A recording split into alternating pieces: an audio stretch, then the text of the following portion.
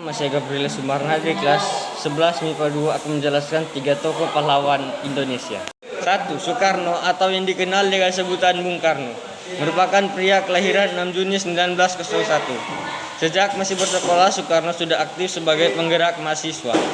Untuk kemudian pada tahun 1927 bersama kawan-kawannya mendirikan sebuah partai politik yang disebut dengan Partai Nasional Indonesia atau PNI. Pada masa penjajahan Jepang, Soekarno diberi kepercayaan untuk memimpin organisasi putra Chow Sang-in dan PPKI dalam perjuangannya melawan penjajah. Tidak jarang Soekarno keluar masuk penjara. Salah satu peran penting Soekarno yang sangat berharga adalah merumuskan teks proklamasi bersama dengan Muhammad Hatta dan Ahmad Subarjo. Rumusan tersebut pada akhirnya diumumkan oleh Soekarno-Hatta pada 17 Agustus 1945.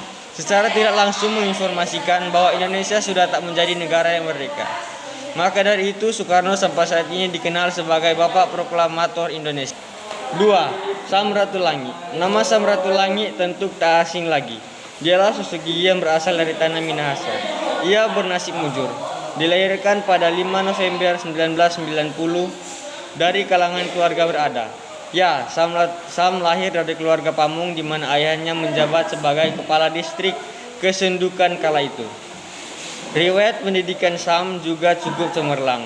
Ia pernah menempuh studi pendidikan di Hofden School atau sekolah raja di Tondano, kemudian ia merantau ke Jakarta untuk bersekolah di Sekolah Teknik Jakarta. Di tahun 1919 Sam melanjutkan pendidikannya di Zurich, Swiss. Mendulang predikat akademi menjadikan Samratulangi disegani banyak rakyat sejak awal karirnya. Sam sudah dipercaya menjabat sebagai sekretaris Dewan Kota Minahasa pada tahun 1924 sampai 1927. Samratulangi benar-benar membawa keberkahan bagi rakyat Minahasa. Ia sangat memperjuangkan nasib pribumi, mulai dari penghapusan kerja paksa atau rodi, mengadakan transmigrasi hingga mendirikan yayasan dana belajar. 3 tahun berjuang, Sam kembali mendapatkan kepercayaan dari rakyat Minahasa untuk menjadi perwakilan di Dewan Rakyat atau Volksraad pada 1927 di kancah nasional. Sepak terjang Sam Ratulangi terus meroket. Ia aktif mengkritis perlakuan diskriminasi oleh kolonial Belanda. Kontribusinya semakin luas saat proklamasi kemerdekaan Indonesia. Sam Ratulangi didapuk oleh Soekarno-Hatta sebagai Gubernur Sulawesi. Kabar proklamasi kemerdekaan Indonesia yang berkumandang pada 17 Agustus 1945 pun disebarkan ke seantero rakyat Sulawesi 2 hari sesudahnya, yakni tanggal 19 Agustus 1945. Mulai dari situlah ujian mendera Samratulangi. Kemerdekaan yang diraih Indonesia dirongrongi oleh tentara Jepang. Sam yang kala itu memimpin Sulawesi benar-benar harus turun tangan menghalau serangan prajurit Jepang dan pasukan sekutu yang baru tiba. Sam Ratulangi memiliki otak cerdas. Ia pun mencoba menempuh jalur diplomasi. Lalu ia bersama 549 pemuka Sulawesi bersama-sama menandatangani petisi Ratulangi dan mengirimnya ke Perserikatan Bangsa-Bangsa atau PBB. Petisi itu mengabarkan ke dunia internasional bahwa Sulawesi resmi menjadi bagian dari NKRI. Keberanian Sam dan teman-temannya pun mengundang amarah Belanda.